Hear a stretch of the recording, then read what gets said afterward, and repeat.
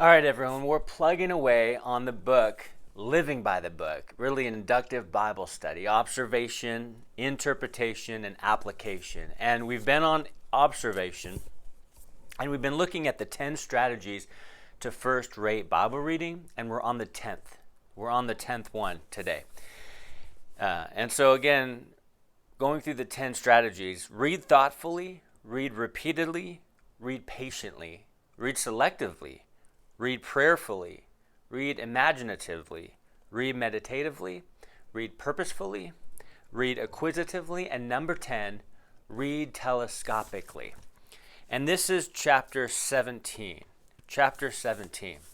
Read the Bible telescopically. Telescopic reading means, he says, viewing the parts in light of the whole.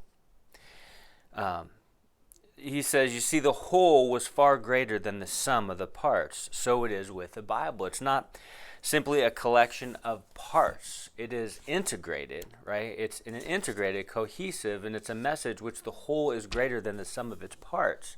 And yet what happens is a lot of Bible study and Bible teaching is that we keep breaking it down until we have nothing but baskets of fragments, and we lose sight of the fact that the Bible, we need to see it as a whole. It's one whole narrative, really. He says what we need today are people who can put the parts back together again into a meaningful and powerful whole. He says, so every time you read and analyze Scripture, every time you take it apart, realize that you've only done part of the task. He says, your next task is to put it back together again. Well, how can you do that? Well, he gives us a little list of things we can do. Number 1, look for the connectives. Look for the connectives. In chapter 15, we looked at the power of, in the little words, but, and, therefore. These are connective words, right? In that they link the text together. And they are the coupling pins, he says, in a train of associated words that work together to communicate meaning. He says telescopic reading demands that you pay attention to these links so that you tie the author's message together in your mind. We see it in parts, but we have to see it not just the one verse, but the one sentence, the one chapter, the one book, and in light of the whole Bible. Number 2, so look for connectives, number 1. Number 2, pay attention to context, so important. He says we'll come back to this in interpretation because we're really heavy on context during interpreting the Bible. But the principle to remember is that whenever you study a verse or a paragraph, always consult the neighbors of that verse or paragraph to find out what the broader context is. We don't want to take a verse out of context and just make it say what we want to say. We want to keep it in the context in which the writer wrote it. Telescopic reading is based on this principle. It never settles for close-ups alone. It always demands the wide-angle lens of perspective. It always asks, what is the big picture? What is the overarching theme? What is the whole story about?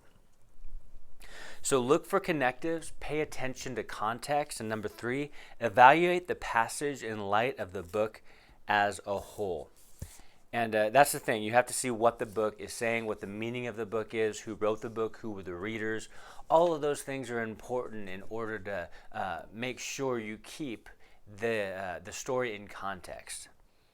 And number 4, look at the historical context of the book.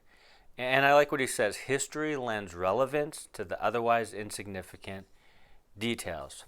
He says, whenever you come to the book of the Bible, ask, where does this fit in historically? When was it written? What did the events in it, when did the events in it take place? What was happening in the larger history of the world at the time? He says, also ask, where does this book fit into the flow of the Bible? Does it come before, during, or after Christ? How much of the Bible was complete when this material was written? In other words, how much did the writer and the people in the book know about God?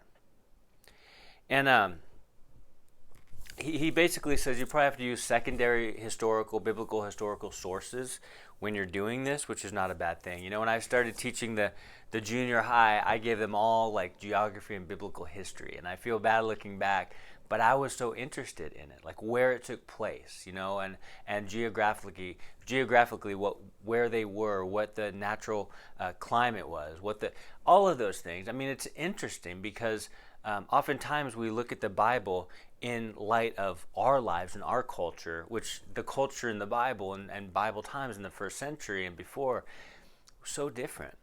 And so it's important to look at the big picture in context. So there are really good and insightful things here in chapter 17. Read telescopically. Look at the big picture. Look for connectives.